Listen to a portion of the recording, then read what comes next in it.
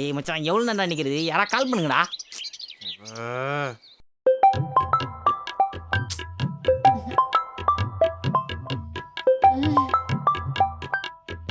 இவனுங்களா?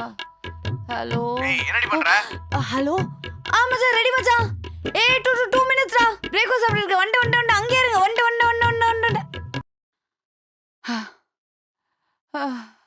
ஐயோ போங்கடா.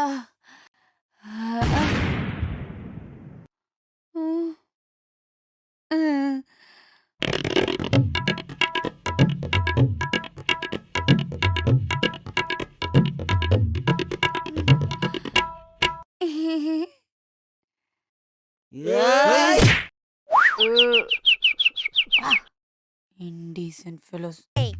அடிச்சிட்டீங்களா? இனி ஒரு பையன் அங்க இருக்க கூடாது. அவுட். நான் மறுபடியும் ரெஸ்ட். குடிங்கடா நீங்கற. என்னடா பண்ணீங்க என் பொண்ண? விடுங்கடா அவங்கள. இன்னைக்கு அது குளிச்சு தள்ளி.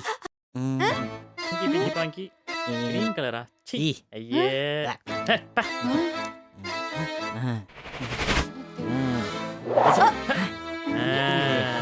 சூப்பர். எங்கடா இங்க இருந்த கருத்துடைய காணோம்? மச்சான் வாடா ஸ்டேட் காலேஜ் டைம் ஆச்சு. இவ்வளோ பேன் இருக்கு.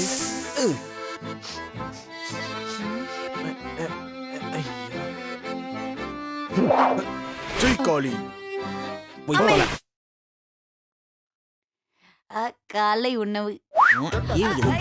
இப்ப போர் சூர் ஏய் அவளை சாப்பிட அடி விடுங்கடா. பயகர்ல முட்டை ஆம்லெட் வாங்கி கொடுத்துறேன்டி.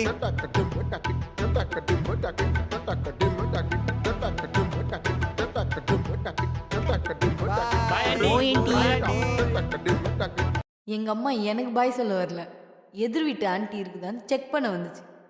ஏன்னா எங்க நட்போட அமைப்பு அப்படி. 4 பசங்க ஒரே பொண்ணு. ஷா, சரண், நண்டு, ஸ்ரீ. இவனுங்க 4 பேர் தாங்க எனக்கு பிடிச்ச சனி. இது பார்க்க வேணா ஈஸியா இருக்குங்க, ஆனா இவனுங்க கூட சகவாசம் வச்சுக்கிட்ட பாவத்துக்கு வெளியே சில அதீத புத்திசாலிகளோட கருத்துக்களை கேட்கணுமே.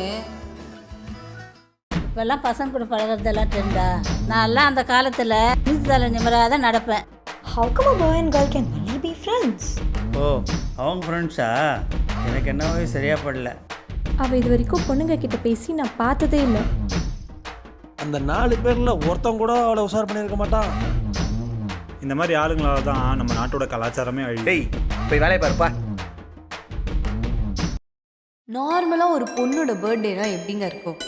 கேண்டில் சேர்த்தி, தலையில் தொப்பி மாட்டி, அழகாக கேக் வெட்டி, அதை ஃப்ரெண்ட்ஸுக்கு ஊட்டி, அப்படியே விளையாட்டுக்கு சும்மா கேக்கை மூஞ்சில் பூசி இவ்வளோ சந்தோஷமாக இருக்கும்.